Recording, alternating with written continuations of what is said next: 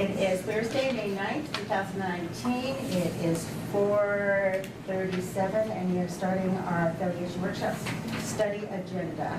And I call this to order. We have a roll call, please. President Norris? Here. Vice President Herron? Here. Secretary Spikers? He's not here, haven't heard from him. And Commissioner Pollard? Yeah. What are these to be passed out? You know, you can have them if you want one. And actually, that's a whole, I have. Oh, that's the interstate. Yeah.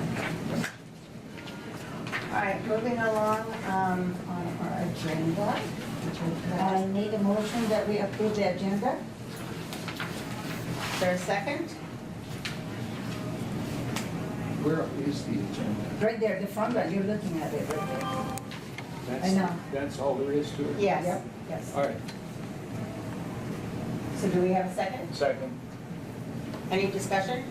All those in favor say aye. Aye. Opposed? Hearing none, we're going. We're on. Okay. Do I, roll call? Okay, pledge of allegiance. We do that downstairs. So we don't have to do that here? All right, then. Can we grab it in person? Yes, I think we can do that. All right. Thank you. You're welcome. So again, for the work study, we talked about last time, trying to have it really consistent so that every single time the agenda really looks the same, so that we hit every single one of these items. So these are kind of the big buckets, the bucket around affiliation and the work that's going on there. So sometimes we'll camp out in one of the agenda items more than others, but we'll try and say something about every single one of the items each time we come together. I have a slide up here that we put together. I know last time when we had this meeting, Brian was here, Brian Bauer from Goldringer, and really took that opportunity to introduce that very complex, or very detailed, probably not so much complex, but very detailed timeline. It was almost all in red, if you remember that visual. Yeah. And so that still is kind of the master document that we use to reference, but it had a lot of details underneath it that makes it really hard to reference and look at on a day-to-day basis. So we've kind of created something that is a little more visually appealing, simple, for lack of a better term, and manageable. So my intention is to kind of keep it up here. And at the very end of today, I am going to ask your thoughts on if there's anything about this that you would like to see differently. But if it's okay that we can go through the whole meeting, so that as time goes along, you see how valuable it is or isn't, or what it misses. But as you see, we've got the different sections up there that are kind of color-coded. So if we start at the very first one, which is due diligence. So that's item number 1. So where we are on that, it has begun. So here we are in May, and that work has begun. It's anticipated to go through at least August. So you moved it up there and you said no. I don't see that page. No, it's the first one. I don't have it. One page. The one page. It's right here on the bottom. Oh, that's fine. Okay, thank you. All right. Emma, were you asking something? Yes, you have answered no. What was the original date to present the clean room status? So it's not, we're jumping ahead, but I'm glad I'm to sorry. join. Never mind, I won't ask any questions. Go ahead. Sorry. It's not because we are still waiting for information from them, Okay. from Overlay. So I'll just jump right on into the update. So all of our documents are available to them. They are in active review right now. So Overlay has them, they're touching them. They are giving us some feedback. They're asking for clarification and additional information. And so ongoing dialogue, so that's our evidence that it is in their hands. We're still waiting for information from them. You know, we sent them a list of information that we wanted. And it has been deposited in their clean room. And just a quick reminder, the clean room means that their attorney is looking through it and making sure that there's nothing in that information that would position them or any of us to be holding secrets of one another. So anti-trade secrets. So once he does that scour, it'll be released to us.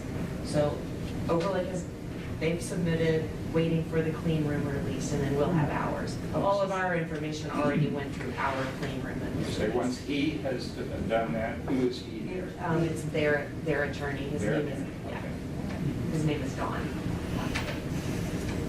So really what you're saying here is you have to look up, it says on track. It's not as if anything here is finished, but it's on track. Yes, yes, that's exactly right.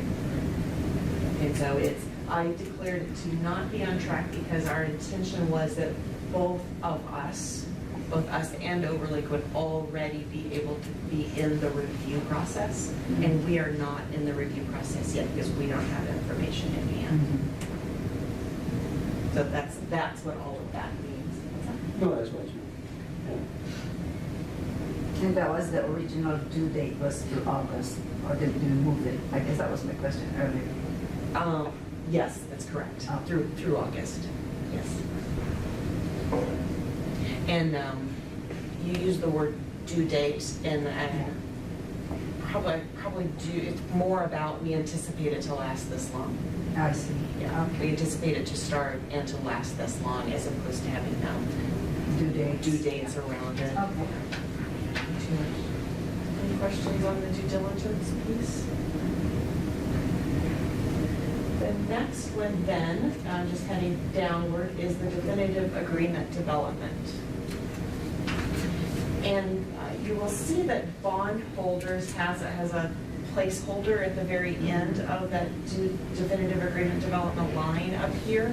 And so I know there was so much information that was given to you all last time, so that's why I thought I would revisit some of the highlights as we go through here.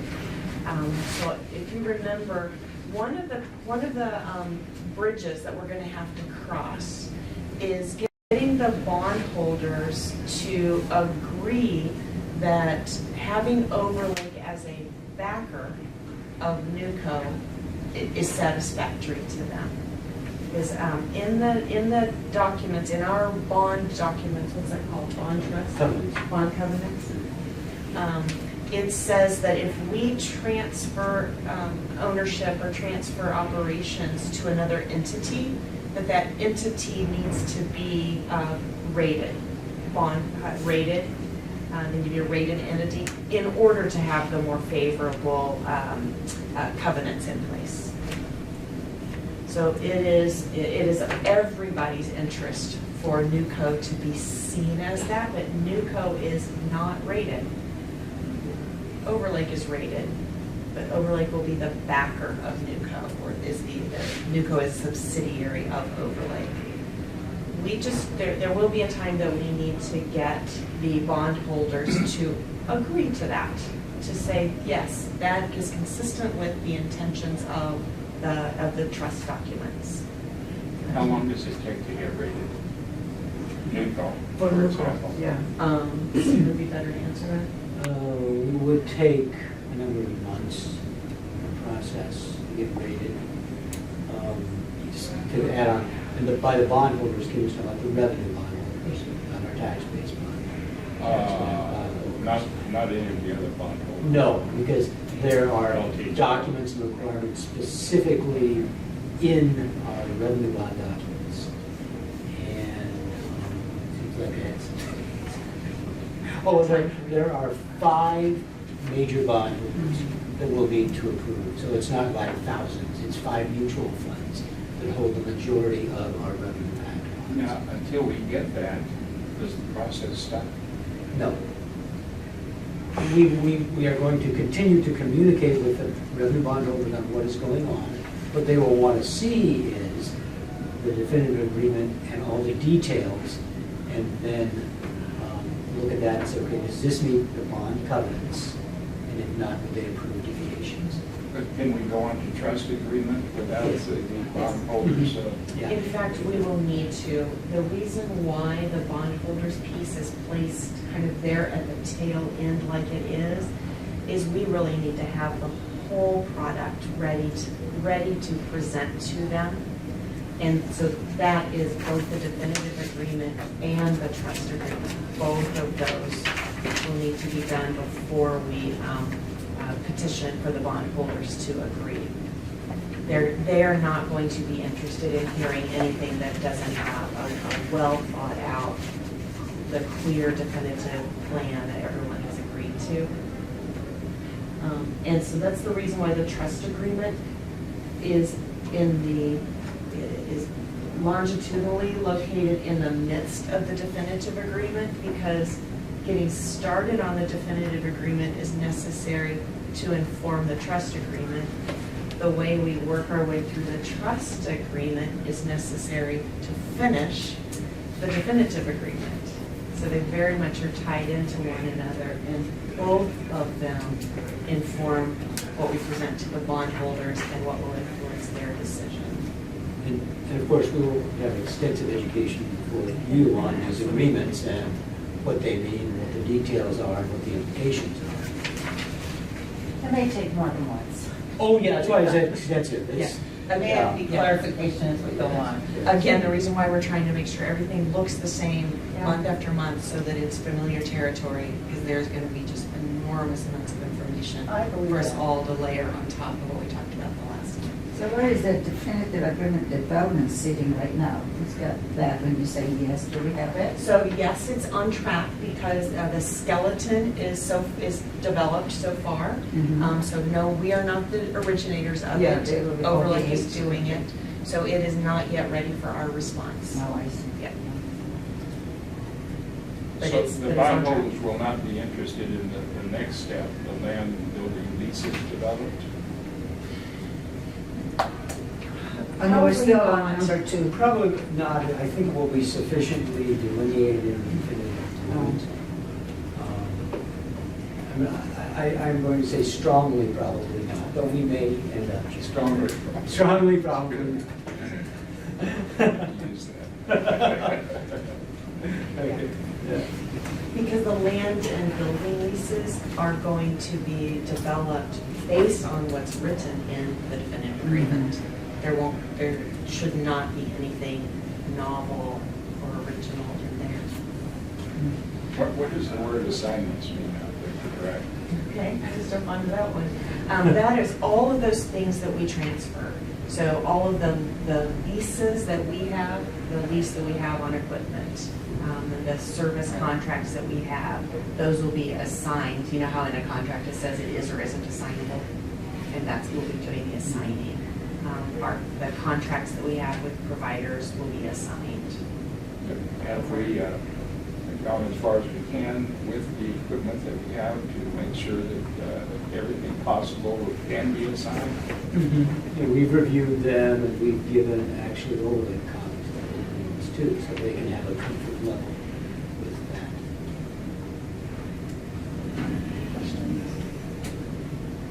All righty. Trust. What's that? Go ahead. So the definitive agreement, this is actually where I wanted to spend more time tonight, camping there, and it's going through the market analysis that was done for us in 2017.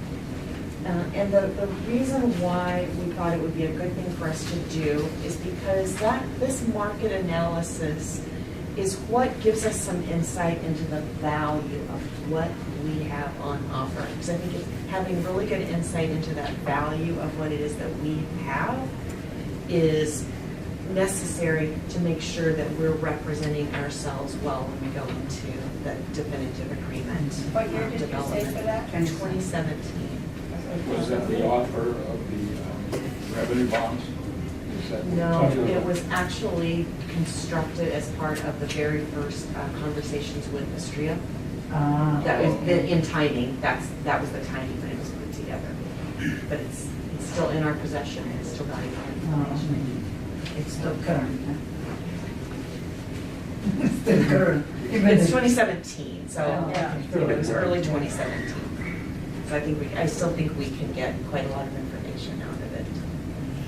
What is the appealing thing in that market assessment in 2017? We're gonna go through it. Oh, I'm going too fast, You sorry. are. But you're setting Sorry. up really, really good segues. Okay. Is what you're doing. Okay, thank you. But can I pause to ask, do you all want to jump into that right now, or do you want to go through these other things and then wrap up, have the market assessment? I don't know how your minds will go Well, smoothest. I think that's important to, I want to stay on the agenda, Deirdre. It's not up to me, I think it's up to the group, To- who works to- best to for all. us as a whole. Would you like to? I think it makes sense to go through these quickly. Okay. That gives us a skeleton and then we fill in the meat. That's fine, okay. So land and building leases, we had a conversation about that already. I didn't say whether we were on track or not. I didn't answer yes or no because it just hasn't started yet. It's still not Yeah. time. The lease transferences, which is the assignments, I should create language that's consistent there. None of that can occur until after the certificate of need is resolved.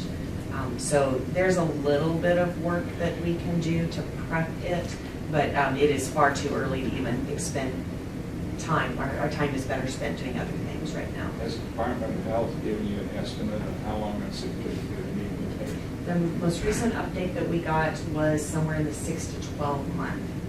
So last time when Steve and I checked, we were told 15 to 18 months. But they checked it recently and they were told 6 to 9 months. So it feels like it's a moving target actually, so we'll be prepared for. So the assignments have to wait They- 6 to 12 months? Yes, they are. Yes, yeah.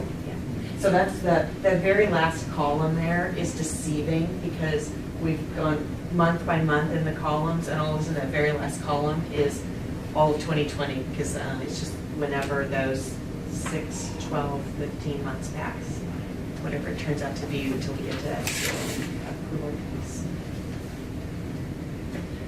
The application for the CON, which is the orange bar on the left, the timing of that is within the 30 days. You can do it as soon as 30 days before definitive agreement is signed. So you do have to be cautious that you don't prematurely do it because you'll have to redo all the work again. Uh-oh. Because if the 30 days have passed and the definitive agreement hasn't been signed, then you go back, back to go. But that's what that indicates there. One thing to bring up here is House Bill 1607, because that also falls in the certificate of need application line because it's similar. What is it called? What's the House bill? Yep, 1607. So House Bill 1607, it's on the governor's desk. He hasn't signed it yet, but there's no indication that I can see. I'll look to Skip to see if he has heard any indication that it won't be signed. I think it's just a matter of the governor hasn't been home. He's home, but he's Okay. signing more important bills like gun rights and those, and I- orca whale protection. I agree It's with lower that. on his priority, but there's no message and there was no opposition other than the one speaker. Also, the lawsuit was settled, as you all saw, and so I think they might have wanted to wait for that to kind of leave the press so that when this next bill gets signed, he can. What lawsuit is that? That was the lawsuit that resulted in this type of legislation in terms of, I'm trying to think of the hospital name. CHI. CHI Franciscan. We also signed the Philippine History Month for October He did. last month. So that lawsuit was pending and settled on April 29, and with that, the AG had also requested legislation that would allow the Attorney General's office now to review the transfer or affiliations of a certain threshold. It was a fairly low threshold. There was not a whole lot of opposition to that, unfortunately, including the Washington State Hospital Association took a neutral position and never testified or appeared at any hearings. So that's where it's at right now, sitting on the governor's desk. It's been signed by the Senate and House. Now, what that bill would do, or what that law would do, would be to require a review of the proposed affiliation or merger. Correct. By whom? Is The it Attorney Secretary of General's State? office. Like Attorney General. The Attorney General. Yeah, and they've never done it before, and they're going to have to create an approach and a team and a process and And knowledge so, to do it. knowledge. The first one obviously going to take some time. that bill would not take effect for the review of the Attorney General until January 1, 2020. So even though the bill will be passed by the governor and take effect 90 days after signing, the review of the Attorney General, according to the bill, will not take effect until January 1, 2020. So there's some, That's January 1 coming up. that's correct, that's the January coming up. How far along would we have to be Well, in this process? That's a good question. You would would hope- say that if you don't have your certificate of need signed by the state, then you're subject to this new law. Potentially, because it hasn't been really defined as to where you could be in the process that would trigger the Attorney General's review. So Ryan's going to look into that, and we'll obviously see what happens when the bill gets signed. Look into that, but that's even more of a reason to stay on track and try Do we to need to make notices over there? make noises. Maybe. That's how some of It's these time groups for get you and I passed. to go down there again. I know, that's Maybe how, a radar over there was a lot of Yeah, some of what's- us when they were what's signing the bill unclear for the is- Philippine History Month.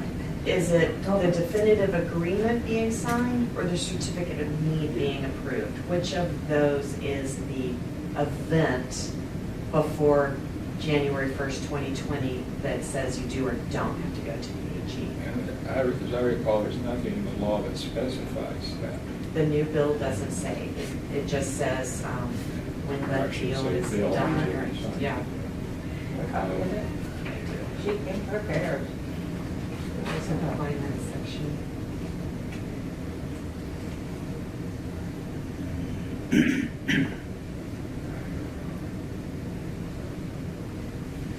Will the Attorney General likely then interpret the law as to when that goes into effect? Is that you would be likely to identify the point at which this goes into effect in terms of the processes?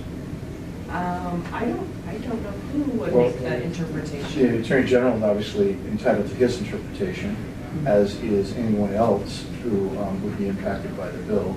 Ultimately, the interpretation is made by the court. By the court? By the court. Because we should follow now. Unfortunately, but that's where you get your definitive Right. interpretations. If it goes Just to about court. everything. Yeah, okay. Yeah, it goes to court. Okay. Anyway, we'll look through, I'll have this, you guys can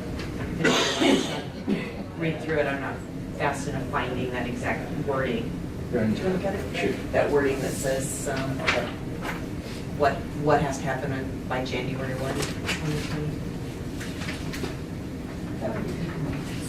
So I don't think, Good to know. yeah, Brian and Yeah. Trip both said that this isn't worrisome, it's just one more hoop on the, along We the have to way. jump through. Is there any way we could get an advisory opinion with that question from the Attorney General? In other words, we could ask now whether they have. An elected thought that official, out. you'd ask your representative to submit and ask for an Attorney General opinion. Yeah. You could also ask for an informal Attorney General opinion, though, just as a, so the definitive language here says, if there's a notice of material change not less than 60 days prior to the effective date of any transaction, so that's kind of critical, any transaction could be the definitive agreement, I think, that results in a material change, the parties to the transaction shall submit written notice to the Attorney General of such material change. And so for the purposes of a material change, it includes a merger, acquisition, or contracting affiliation between two or more entities of hospitals, hospital systems, or provider organizations. So I think you could say that we entered into this material change through the definitive agreement, and therefore the law hadn't taken effect until January 1, 2020, and so we don't So have to we're give a good. 60 days notice, correct? But That's you're our- saying that the CON must be signed 30 days before the definitive agreement. I'm sorry, the CON application Must be. can be made no sooner than 30 days before the definitive agreement is signed. It's just an interesting nuance, that the 30 days is only about telling the certificate of need department that we plan on Okay, submitting for a certificate of need review. all right. In writing. But couldn't it also be interpreted that this need has to be issued before we, And It's, before this takes I think that- effect? each of us that have read it think that it's a definitive agreement, but I think you're right. Somebody else might say, oh no, it's certificate of need. It uses the That's word what we have to figure out. transaction, and transaction doesn't sound like a certificate of need. That sounds more like a bus. Well, even if you look in the certificate of need language, they talk about the transaction triggers the certificate of need. I think we do, I'm sure us and many others are going to be asking the AG to give us. There's not a whole lot of legislative history. Sometimes there's a lot of legislative history. I forwarded to Dr. Whitcock the House bill report and staff reports. And it's just, it's pretty bare bones. It was an Attorney General's request after they filed this lawsuit. So that they want to be involved now in reviewing hospital affiliations and transactions. And they've never done it before, and I'm sure they don't know how to do So it. what gives them the power to just say, we think we need to be involved? Well, they're an elected official statewide. He has the authority and ability to go to the legislature with what's called agency-sponsored legislation. Okay. He found a couple sponsors. They ran it. It passed the committee. It Okay. passed the House. It passed the Senate. Therefore, he's now been It's done. promulgated by the legislature To do it. to do it, unless the governor vetoes it. Now, ostensibly, correct me if I'm wrong, Skip, but ostensibly, it's to make sure that we're not reducing competition That's exactly right. by the hospital. That was the big In fear. other words, Right. we're a little 25-bed hospital. Okay. That's probably not going to affect competition, Right. even in this area. But if you had, let's say, Virginia Mason and Overlake were to merge, that's totally different. That would be an impact on the market.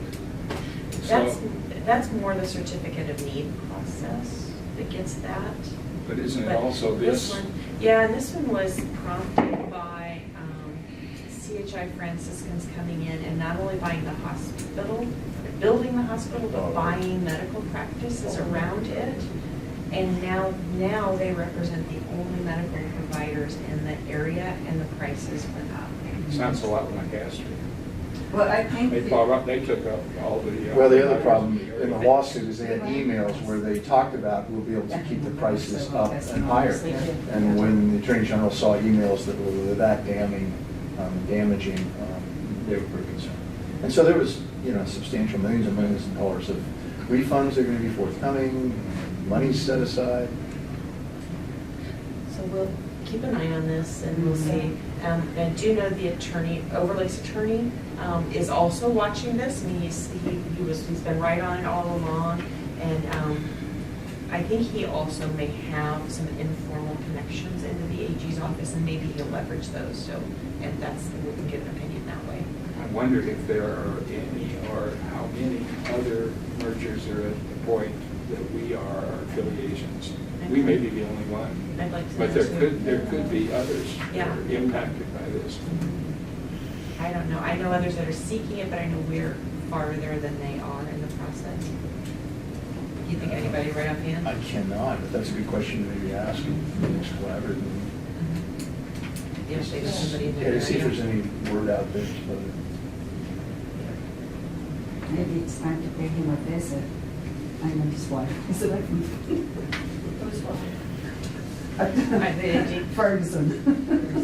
All right. He goes to our. Any- Are you ready to jump into the market analysis? I am. Okay.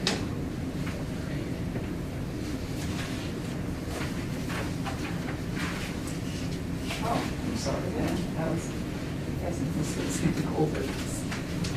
Oh, okay. Okay, so, fire hose of information here. So just, if you remember, there's a ton here. So, and just a reminder, this was prepared by a company called Health Facilities Planning. If you ever hear us talk about Jody Corona, this is her business. Oh, right here, health facilities planning and development. Yes, yes. Okay. So just, I mostly bring it up so that you realize this is a third party, well-respected around the whole state for their work. Is it local? Yeah, Oh. she's, I don't know where offices are. Oh, West Seattle? I can't remember where Somewhere. she is. Yeah, she's in Seattle. the South Seattle area. But she works all over the state. She works, regionally and nationally. they're familiar with Very well environment. known. You may recall she gave us advice during the Astria. Oh, yeah, that's Oh. Frequent flyer with a lot of observations. So just, like I said, a lot of information here, and you've got it to take with you to digest, but it's this, I'm doing this really to remind us again what it is that we have in our possession, both now and what's anticipated to occur over these next 10 years, because I think that's really where the value proposition is. So here's Jody's team talking about the first set of measures that she did was around acute admissions. So just remember, we've got to keep separate from our swing bed admissions. But this is about acute patients. So for our acute patients, 80% of them come from within the boundaries of the district. And here she says 77% of them are from the three zip codes, which are North Bend, Snoqualmie, and Falls City. In her world, there is this concept called your primary service area, and that's defined as where 75% of the business comes from. So from this point onwards, you'll see references made to the primary service area. And so for us, the primary services is North Bend, Snoqualmie, and Falls City. It does not mean that we're ignoring the fact that our district is bigger than that, but just when she makes reference. Are you without a pen? No, I got it. Okay. I was trying to put Sure, it back prepare it. together. But I'm puzzled at the inclusion of Crescent. I realize that's not the primary service area, but I think that elsewhere our district has been identified or rather defined as including North Bend, Snoqualmie, Falls City, Carnation. And Preston. So you And see, Preston is in another district. It No. is I'm sorry, not Preston. I'm thinking of Duval. Yeah. Do we Yeah. mention Duval in here? No. Oh, good. I'm sorry. No, you're right about Duval, Yeah. and I think I see that with the Snoqualmie Valley Network. It goes all the way to Duval. Yes. Versus the hospital district that it does, so. Yes. And that's right up to the Snohomish County.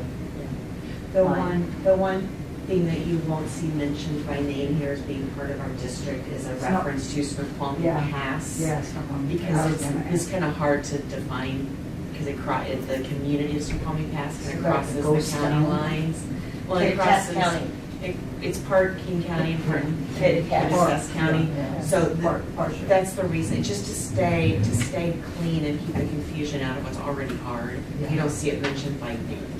But in our revenue bonds, I think we did mention Yeah. pass. Yeah. Yeah. And it's just the other side. It's just after you go by all the ski stuff and everything, there's a sign that says Cass County. There's a part of it that's in King County. That's in Oh, our yes, district. yes. Yeah. It's past And partial. it's okay, the purpose of this really is not there is just for us to talk about common language and where the information came from. So it's, but she'll keep referring to the PSA, to your PSA, and that's what that's about, is where it is that we draw more than 75% of our acute inpatient population.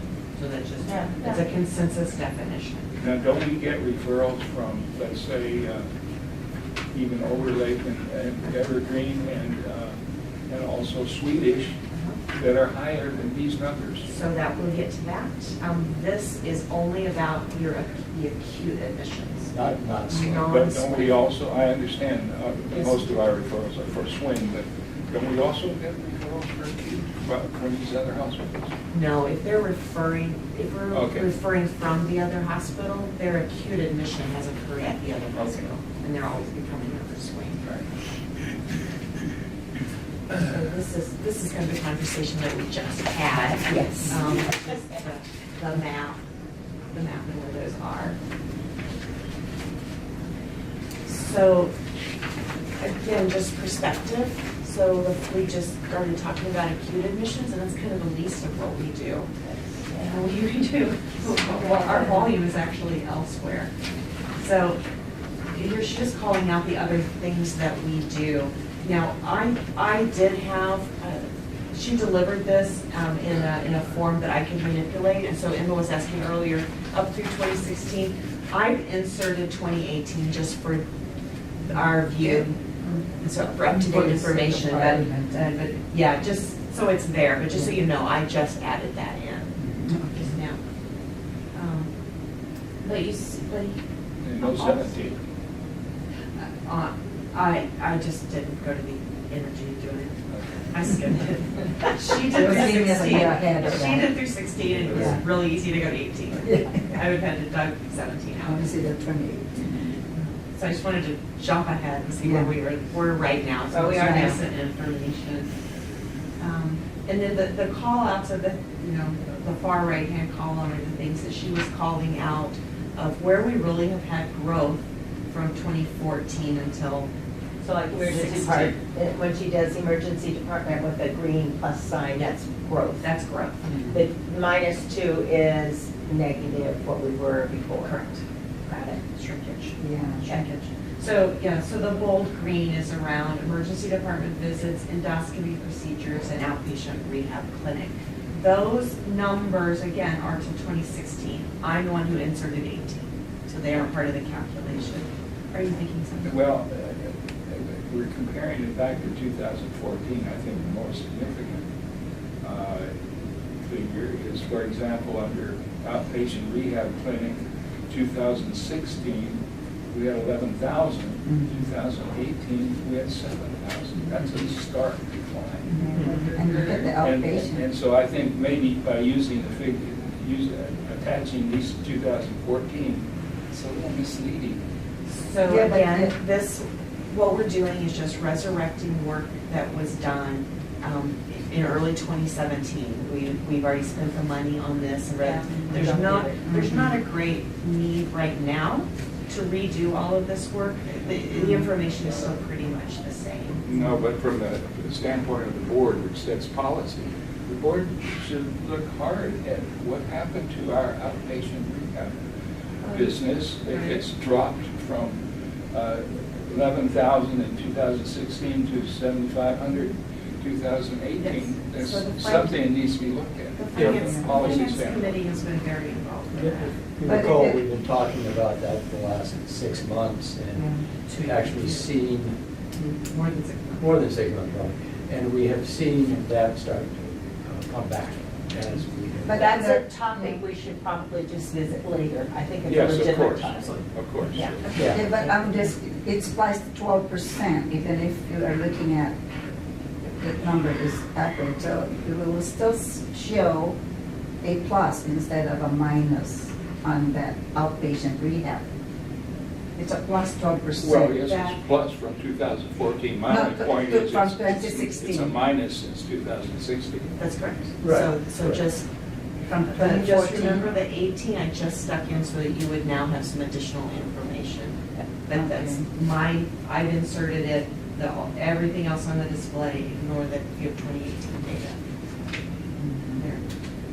So again, as we go into into the conversations for a definitive agreement and trust agreement development, now, these are things that we're gonna wanna pull out of what is of value in our organization. This slide is far from the contributor to that conversation, so let's just keep moving forward. This is just setting the scene still of where we are, and then we still live in a community of growth. So the population here in our PSA grew by a little over 14%. So from 2020 to 2016, it grew more than 14%. It is expected to grow another 21% by 2026. Now, are those already things that the city of Snoqualmie and North Bend and the powers that be out here have already gotten permitting and know that that land's going to be developed for homes and stuff? Is that what you're talking for population? No. This is about population growth, not Yes. necessarily land growth. But you're not going to get the population unless you have housing, right? Yes, and that's why you see so much multifamily Yes. housing Yeah. units Yeah. going up, Yeah. and most of that growth is going to be in North Bend. And so North Bend has 4 pretty significant building projects planned over the course of these next 2 or 3 years. A lot of them are multifamily, dense developments. So you asked about that, yeah, so that's. where Yeah, that's what I'm that thinking comes about, the from. housing, and that it's gonna change. Right. Yes, yeah. How does unincorporated King County areas fit into these primary service areas? They do fit into it. This is So when you say not- Snoqualmie, we're talking about incorporated as well as unincorporated? Without regard for incorporation. Yes, so the map here is the PSA area, and so kind of in your mind, you almost see where the incorporated lines are in there, and so they're, yeah, just. Well, the reason I ask is because when we went out with the revenue bonds, as I recall, we were quoting a figure of about 48,000 for the population of the district. And if that is correct, then I don't know where to get this, that it's going to grow by 21% to 44,000, because I think the specifications that were written up for the revenue bonds were that we were at 48,000. So the difference here, stick with the PSA, which is just Snoqualmie, North Bend, and Falls City. And the unincorporated areas around it. The district Yeah. is bigger, and so the revenue bonds would have been referencing the district. Well, the district is bigger because of the unincorporated area, which now you tell me is included with the primary service areas. There's areas of North Bend that are considered North Bend, but they're unincorporated. Yeah, But they're still part of the North Bend zip code. yeah. So that the PSA is set up by zip code, not by whether you're living Oh, in that's Oh, trouble. That's city trouble. incorporated or unincorporated. There are areas around North Bend that have a different zip code. Is there? No, I'm saying they all have the same 98045 zip code that applies to both incorporated and unincorporated. All of this is done by zip code data. Okay, well, that's my very point. I don't know whether we quoted 48,000 when we Gene, sold the bonds. the number 48,000 includes Carnation, Preston. The 44,000 does not include Carnation and Preston. So a little bit of a difference in the area that we're looking at. The revenue bond includes our entire district, which included Carnation and Preston.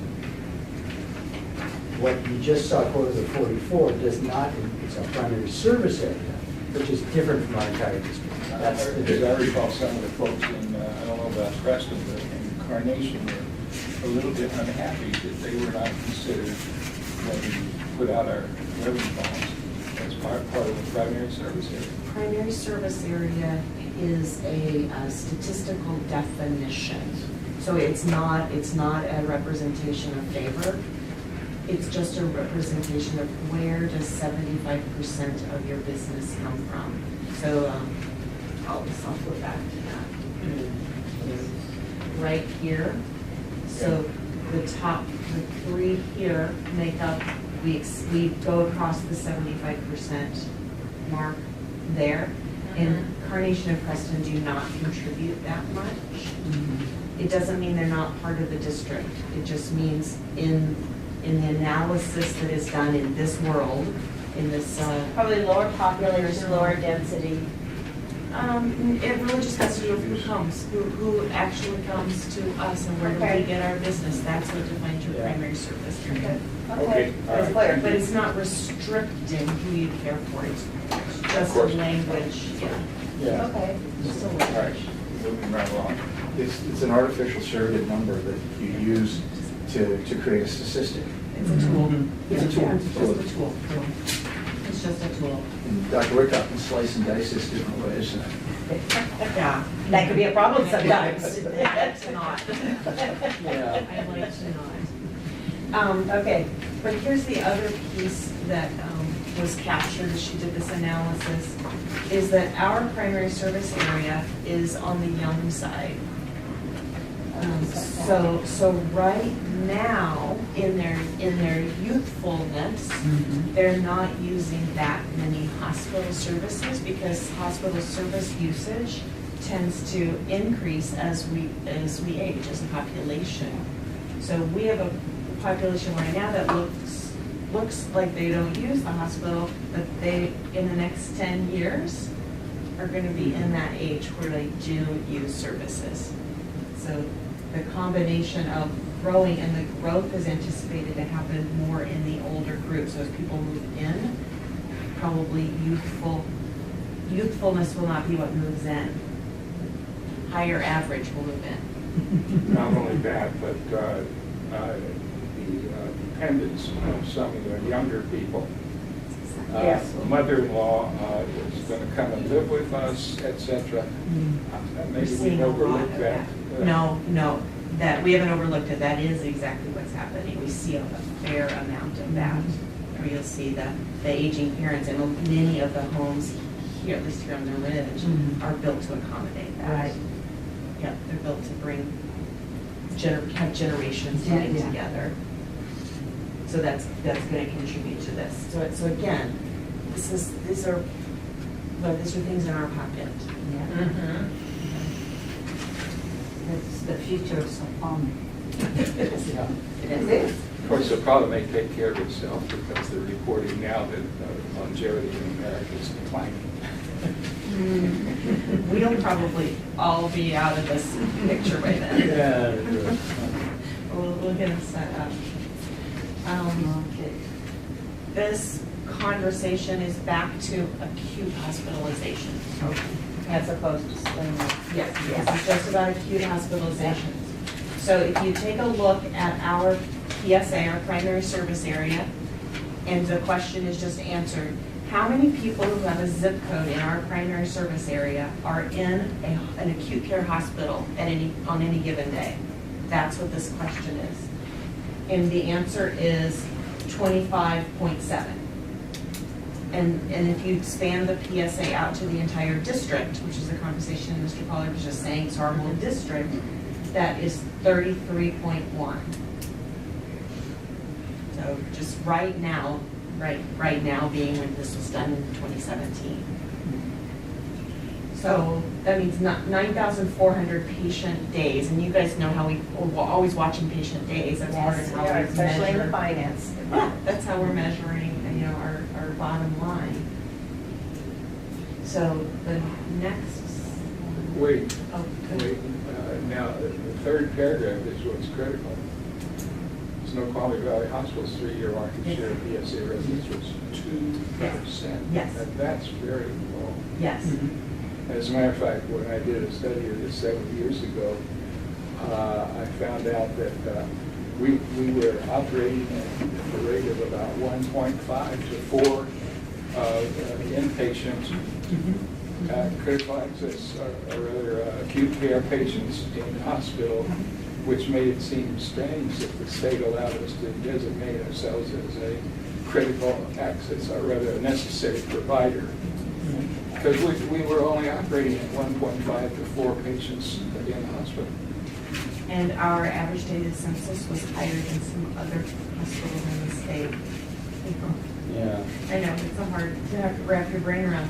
But you're exactly right. You're tapping on that we haven't even started to capture the market share here ourselves. And that's where we talk about the opportunity with a different branding on the outside. That can make a big difference. Well, branding's part of it, but we've got to have the services. You see, That's- the reason they go to Swedish and Overlake and everything is they have the services. We don't have it. I think that might be making a presumption that that's the reason people are going Yeah, elsewhere. it's an assumption or a presumption. Yeah, but But that's certainly a factor. If you look at the services provided by any of those hospitals, I mean, the list is a mile long. When you look at the services provided by our hospital, it's very short. So that's what this slide is about. So if you look at the top 3 over there of the reason people are hospitalized, so people who live in our PSA, who are being hospitalized, so an acute hospitalization, these are their top 3 reasons. And the very first one, general medicine, that is what we do. Yeah. That is what we do. And then what you were talking about, Mr. Pollard, the list of the other things that the other hospitals do, that is that is correct. Those Yeah, are the well, things that we other don't do hospitals OB delivery, and we Correct. probably never will. I mean, that's my Oh, opinion. wait, you've got to be careful. David Spiker's wife was born in Bell's. But he's talking about what we do here. Yeah, and I think it's really And then don't have an OB orthopedics service. is interesting because this is where Overlake is not the top, one of the top 5 hospitals in the Puget Sound according to recent polling and statistics. Depending on. But where they are high performing is knee and hip surgery. That's where they're high performing. And our people go to these larger hospitals for that service. So, seeing that in our primary service area, the reason they are admitted is those top 3 reasons. Mhm. And one of them, the very first one, is one of the things we do. And that's when I gave you a little pushback when you said they're going because the services that they need are elsewhere. But the services of everybody lower in that list is definitely elsewhere. Yeah, The I think- the cardiac surgery and the cardiology and the neurosciences, that's absolutely. It's almost difficult to really compare apples and oranges because Swedish is a full-line service hospital. So the 3 that we're doing well, I think that's where we would look at the comparison of the services that So we are again, delivering. yeah, so pause and ask the question. General medicine, we do those services. We do that. Yeah, so it's not 3, Why it's did 1. It's one, yes, It's one. the very first one. General services. There's an opportunity for Yes. us to capture those and have them come here rather than Right. going elsewhere. Because it's not because they needed something that we don't do. There was another reason that drove them, that they chose to go elsewhere. And that's where we get into they either didn't realize they could do it here. Mhm. They didn't, they had a trust level or a connectivity Mhm. with the stickiness that belonged to another brand. Is there any way to get statistics on general medicine figures for the other hospitals? In other words, those are potential captures for our general medicine Yeah. business. Yes, there is. You want to ask your question? Well, again? what I mean is like, general medicine, this is all hospitals where people from our DSA go for medical care in any hospital, really, in In the the state state. of Washington. In the state. So I'm just wondering, since our focus is on, at this time is on general medicine, I'd like to know the figures for general medicine for Overlake and for Swedish and Valley of Monroe, because those are potential capture patients for us in general medicine. I'd just like to know what would be the statistics in those areas for those hospitals. I'm not completely understanding your Yeah, request because you're wanting to know at Overlake, how many of their admissions are general medicine versus others? Yeah. I think that would be Just triggered like by. this breakdown, but I'd like to see it, Yeah. not for the whole state, but what about Swedish and Overlake and Evergreen? And what is their proportion of general medicine? Because those are patients that we may be able to capture. We're not going to do anything with a lot of these things, That's like correct. orthopedics That's and so correct. on. That's correct. Some But- of us want to. Anyway, I mean, I don't want to spend a lot of time on it, but it'd just be interesting to know what their figures are in general medicine, because it seems to me that they are mostly specialty services. Oh, I see what you're saying. Yeah, I have to find that. But again, I think that This- would be population-based, on how many users this particular facility. Yeah. Could you, I don't know if that would be a real accurate number to compare, because the population in our PSA is not as large as population in Bellevue. So the users, the users of that facility may be greater than ours. Correct. So that's why anyway, I'm trying to be Correct. more, Correct. Yeah, trying to read. this is a reflection of the people that live in our service PSA. area. That is Yeah. who, the 6,663 at the bottom down there, Mm. those are people who live in our service area, and why were they admitted, not where, but why. So if we were to do this, what percent of admissions to Overlake are general medicine, we couldn't compare it to this because there's no. No, we couldn't compare it to there's no this, but it would present us comparison. with the opportunity of attracting those patients, it seems to me. Because I have the image of Overlake and Swedish, but these are, and Evergreen, these are primarily specialist hospitals, not general, but I could be wrong. Yeah. I'd like to know if I am wrong. You are, they'll have the same breakdown. Can you Yeah. Will they have a It's- similar breakdown? It's unrealistic to really We compare. all,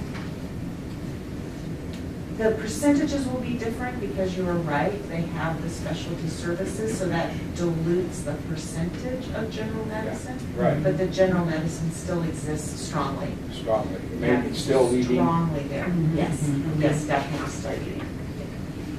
Because think about all the things that any of us around the table would put on the common reasons for hospitalization list. That common is common. So we're all gonna say pneumonia, heart failure, volume depletion. I wouldn't say common. Well, it's common among people being admitted. Grapes and grapes. Well, that doesn't mean common, but if you're common, Okay. okay, all right, making sure I didn't skip anything. Okay. This is just talking about, the impact the Swedish Issaquah, the opening of Swedish Issaquah had on everybody. So what this is a distribution of, That's entirely without Swedish. so this is people who live in our PSA and they have been admitted to the hospital. Where did they go? Mhm. Or not why were they there, but where did they go? Mm-hmm. So you can see the proportions. That's a lot to digest. But what she's trying to demonstrate is when Swedish Issaquah opened in 2011, we lost market share. Overlake also lost market share. Well, wait, it says 2010 Snoqualmie Valley, 6.3, and opening of Swedish, we went to 6.6. That's an increase, isn't it? 6.8. Well, I Keep going across. Oh, well, now you go over to the new hospital and so forth, but if you just compare 2000 and 2011 to get the impact of Swedish. Oh, okay. It didn't impact us. Swedish opened in November 2000. Yeah, it was late in the They year. opened very late in the year. Late in the year, so you're just not gonna This one or that? impact. Over That there? one. Right here. Well, everybody's pointing at different chairs. Sorry, I'm late. I'm kind of difficult trying to get up over here at this time.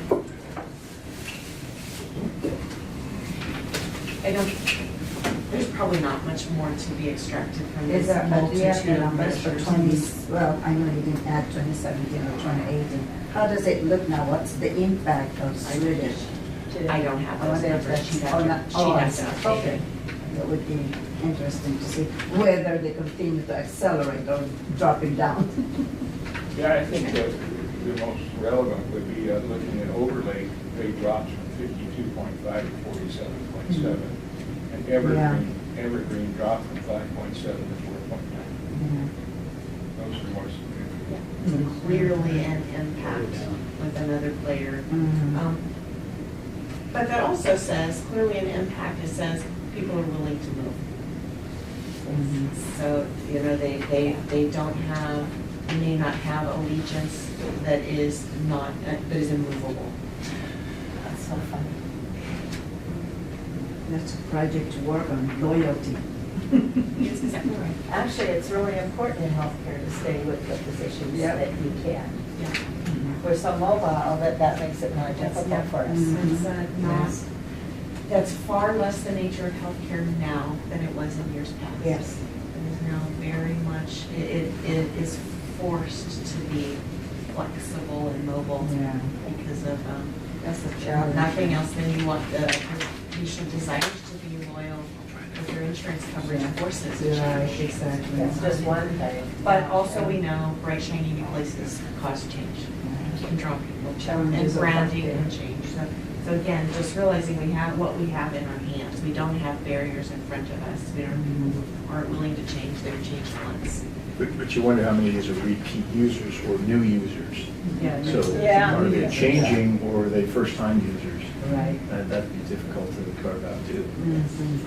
Yeah, a lot of that. I suspect you would. I was actually a little reluctant to put this up here, and it's only because the she references using Truven data, and this is about outpatient services. Up until this point in time, we've been talking about inpatients, and inpatient data is actually very easy, very accessible. Reliable.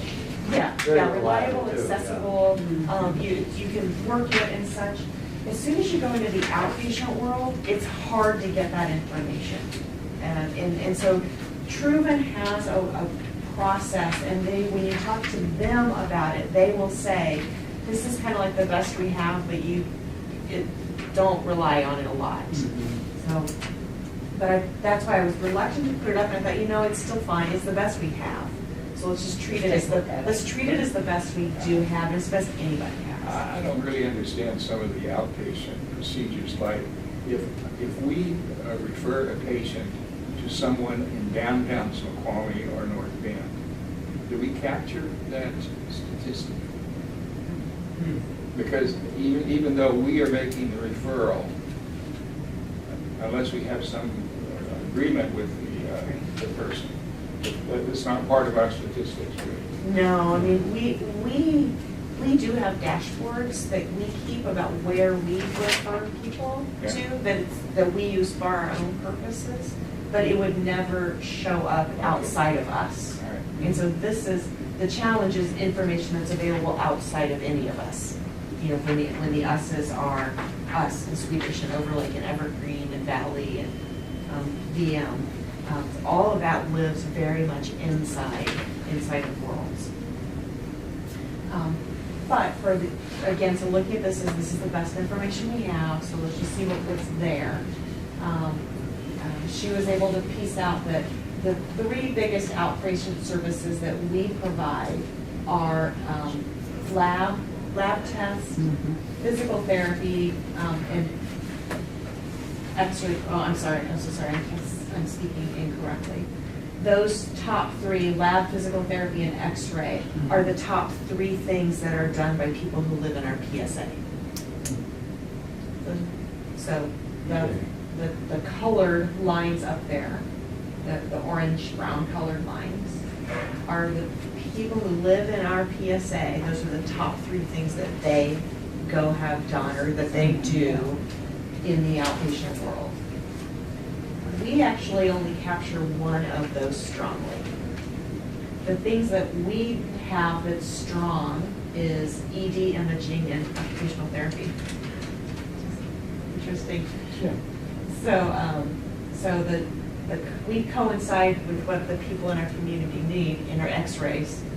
That's the only overlap that we have. Otherwise, the things that we do strongly, which is good, we're doing great, but we're not capturing what they do the most of. Yeah. So to be able to capture lab and physical therapy would mean that we're starting to we're capturing the strong suits. In that far right-hand column that says SBH market share, I did some additions, and the stars are my additions. And I added those stars saying, those are actually things that the consumer often is the one making the decision about.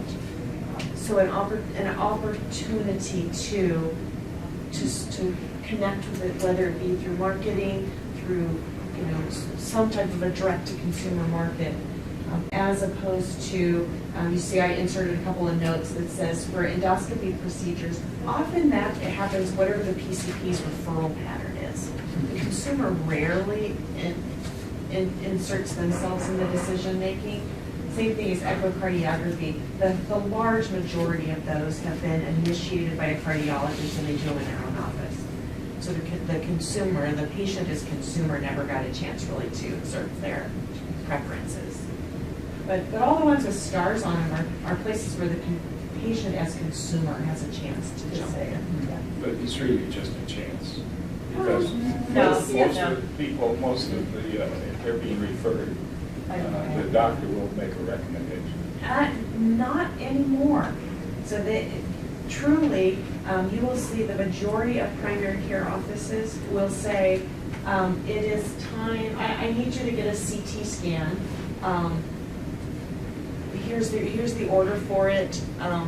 Here's a couple options of where you can go, but you might want to call around and price it to see how much you're going to have out of pocket for your health I can insurance. tell you, UAW does not do that. UAW refers you to other UAW facilities. Yeah, you're going to see them, but in your out here in your private practice scenario. So if you're UW, if you're Virginia Mason, Yeah. if you're any large system that has your own, you're going to stay internal. Your Kaiser, you're always going to stay internal. But if you are clinic that's not associated with the system, Yeah. you're rarely going to get involved with some of these decisions because the patient, the difference from one patient to the next, their insurance influences their out-of-pocket What expense. would be an example of a clinic not associated with the system? You just mentioned that term. Dr. Dorfler's office, Dr. Steele's office, Private all the practitioners. private practices in medical center of Issaquah. I need to interrupt here. That, for the record, that Commissioner Spikers is here and has been here for the last 15 minutes. So we want everybody to know that he has arrived. Sorry, I've got kids that drive to hockey all the time. Priority. This May is 6 days a week. Until June comes, You're a hockey dad. Well, we want everybody to know someone's you are picking here. them up in Linwood. Like, I just heard. Yeah, family is Okay. a priority. So I do have a question on that last slide. I looked at another, this one, and it has actually results through 2018. So that result is not, we're over 38, we're at 38% ED right now on the market, according to the. Those are two different forms of the one. This says You'll be explaining that. primary care, emergency services, and rehabilitation services is kind of,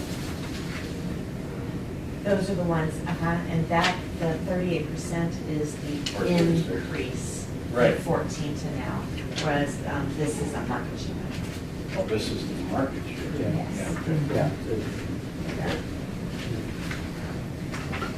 And David, it's probably worth for you that we predicated this. I'm just saying, kind of our whole purpose here going through this market study Mhm. is to remind ourselves of what it is that we have Have in to our give. possession Sure. that will Yeah, contribute I next month to. totally get it. Yeah, Continue next month too. to our conversation about trust agreement and definitive agreement, but mostly trust agreement. Puts us in a stronger position if we can argue these statistics. Yes, I think we have this in our brain, now we can come and start talking about the trust we agreement have. and what we have. Yes.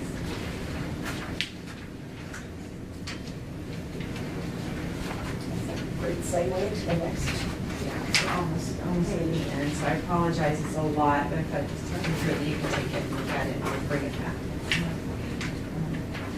So again, as Judge says, she projects out, we said the average daily census in 2016 for patients in our service area being admitted to any acute care hospital, right now, 25.6 average daily census. And with the anticipated growth and anticipated aging that will occur by 2026, just by 2026, you already are seeing that increase up, and now you've got over 36 patients a day are admitted to a hospital somewhere. And the majority of those are being admitted for a general medical condition. Just statistically. So lots of opportunity for growth. Again, we're sitting on something that's going to grow, not shrink.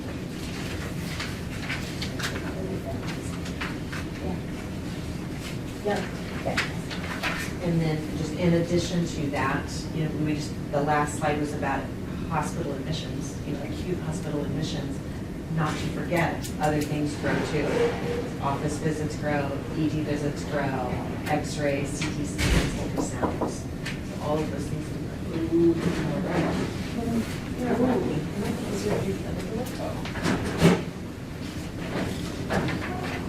Dinner time. Thank you. Remind me what FFP means. Right here, health facilities, Health facilities. down here, planning and development. Development. Right. That's That's a state, that's a state. No, it's a private business. Judy Croom. Oh, now I connect that with Judy. Health facilities planning. Yeah, health fact is what we always refer to it as health fact. Is there been an update on due diligence summary? Yes. Go through that. I'm glad to catch you up. No problem. We won't keep it a secret, Dave, I promise.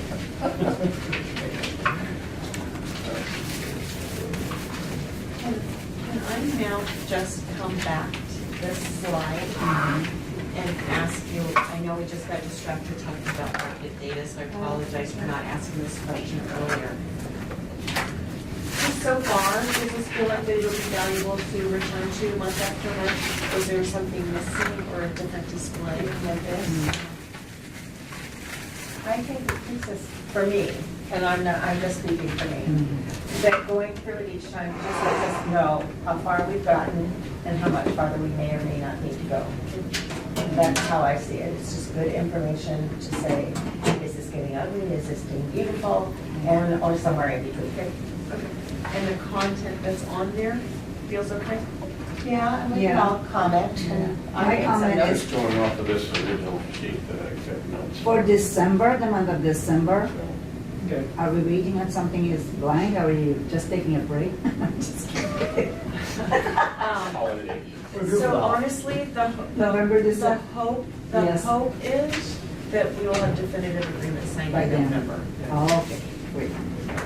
That would be a Yeah, so that's why celebratory there's moment. nothing anticipated Okay. to occur, but hopefully November we got the signature and now the certificate of need process began. What is the ETA from OHMC for release? Anything? Soon, this will be here. You've done ours, you do yours. Okay. Okay, yeah. Any feedback on this?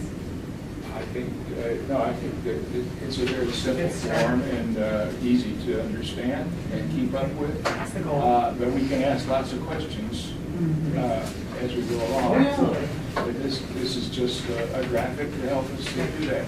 And what we'll do is, next time, you know, this was of May 9th, and so our next time together is June 4th, something like that. June something, when? 13th. June 13th. So there'll be a fresh slide, but I'll always keep this one in the deck. So we'll always be able to toggle back to what was it last month. So we don't lose track. So 13, I'm out of hockey. Oh.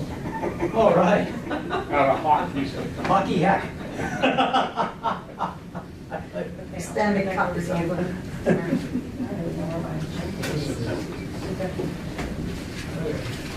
Okay.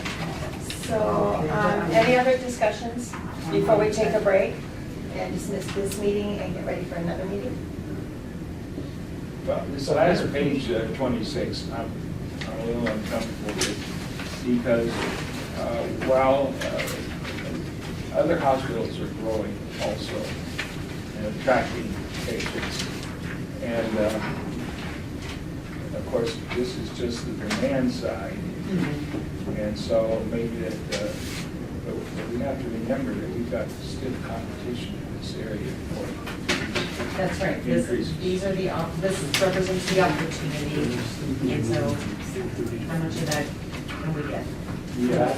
But it is the opportunity. And as we're Yeah, that's what I discussing thought. I that, came you here remember before. that the other hospitals are being very aggressive in factoring patients also. So the opportunity may be there, but the competition may be greater. And again, that's the So conversation these we have as we go into the definitive agreement, saying, with the the name brand and the marketing power that comes with a larger facility. I would think that this is something that you're gonna be able to get. Let's have you. Can I, I'm sitting here in the middle of a conversation, you're in a conversation here. Can we dismiss this meeting, conclude it, and you go ahead and talk while we eat, and then we'll regather to do our regular board meeting? I have a question, but yeah, you want a break for that, and we can. You can go ahead and talk then, yes. Okay. This question was actually on the presentation, so just so you know that. Yeah. So is that It okay? wasn't finished with the meeting. Yeah. Okay, so what is it that you I need? think we got it now. Did you get it? Okay. It's just that I was pointing out that, well, the demand is going to increase. Our competition is out there, very aggressively seeking patients also.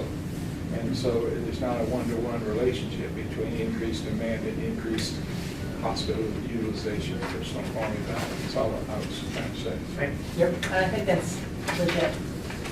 But that's where you're saying, this is not us right now, this is saying as we affiliate with the larger entity that has a marketing department, you know, a brand name, a recognition, and a group of people who are allegiant to it, this is where they're gonna tap in. Okay, that's all. I just had a question. I'm looking at this page and comparing it to the ED visits projected by Truven in 2026. According to 2018, we had nearly 4,000 ED visits at this hospital. And they're projecting only 7,500 for the whole area. So Truven information is very, treated very skeptically. It's not a reliable piece of information. They will tell you that, because their access to information is very I'm limited. thinking 10,000 visits. Great. Yeah. I think, that's why I say the minute I start Or seeing. 12 or 15,000 maybe? The minute Steve and I both start seeing outpatient Truven data, all of a sudden you just start treating with a lot of skepticism. You just say, okay, let's take it with what it is, and it's not a Truven problem. It's just the fact that access to outpatient information is hard to get. Yeah, it's. We had all of this when we purchased, access to all of these critical. Well, this, This is different than our benchmarking that we use for yeah, ourselves. this isn't us, this is what was done by the consultant that the street had. We were somewhat skeptical. Sorry, I have to be Yes. so skeptical with numbers, but it didn't make sense. You should be skeptical with outpatient data because, again, it is just not available for use to put into the mixers. I would like to ask if there is a motion for us to conclude this meeting. I make a motion to adjourn. Any discussion? A second? Second. Any other discussion?